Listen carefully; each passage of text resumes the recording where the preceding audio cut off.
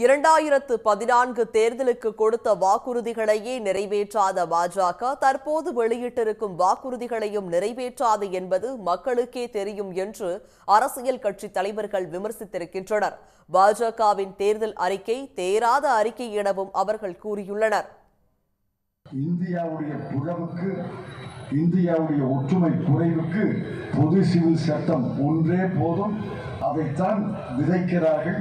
அந்த விதை மரமாக வளரும் பொழுது மிகப்பெரிய விஷ மரமாக வளரும் என்று நான் எச்சரிக்க விரும்புகிறேன். இஸ்லாமியர், கிறிஸ்துவர்கள், சீக்கியர்கள், யூதர்கள், திராவிட மக்கள் அனைவரும் எதிர்க்கக்கூடிய பொது சிவில் சட்டமாகத்தான் இருக்குமே ஒழிய அந்த பொது சிவில் சட்டத்தை ஒரு நாளும் நாங்கள் நாடாளுமன்றத்தில் நிறைவேற்ற விடமாட்டோம். ஒரே நாடு ஒரே தேர்தல் என்பதில் பல்வேறு சர்ச்சைகள் இருக்கிறது. அது குறித்து தேர்தல் முடிந்ததற்கு பிறகு எங்கள் பொதுச் செயலாளர் கருத்து தெரிவிப்பார்.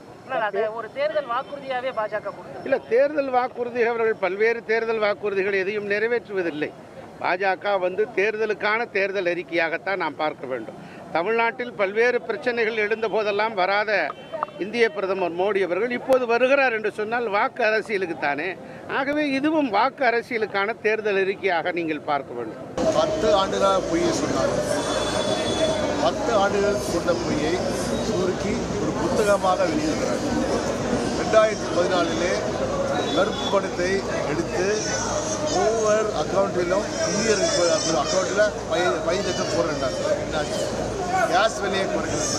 450 ரூபா கேஸை 1150 ரூபா. இப்போது என்ன பண்ணாங்க?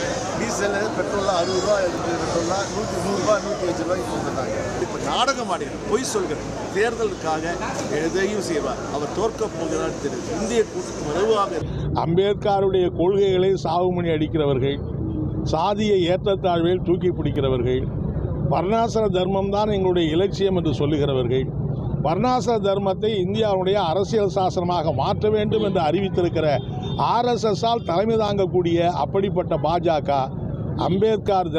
அம்பேத்கருடைய தினத்தில் இன்றைக்கு தேர்தல் அறிக்கையை வெளியிடுவோம் என்று சொல்லுவது நாட்டு மக்களை ஏமாற்றுவதற்கான ஒரு கபட நாடகம் என்பதை தவிர வேற ஒன்றும் கிடையாது. உடனுக்குடன் செய்திகளை தெரிந்து கொள்ள சன் நியூஸ் பெல் ஐகானை கிளிக் பண்ணுங்க.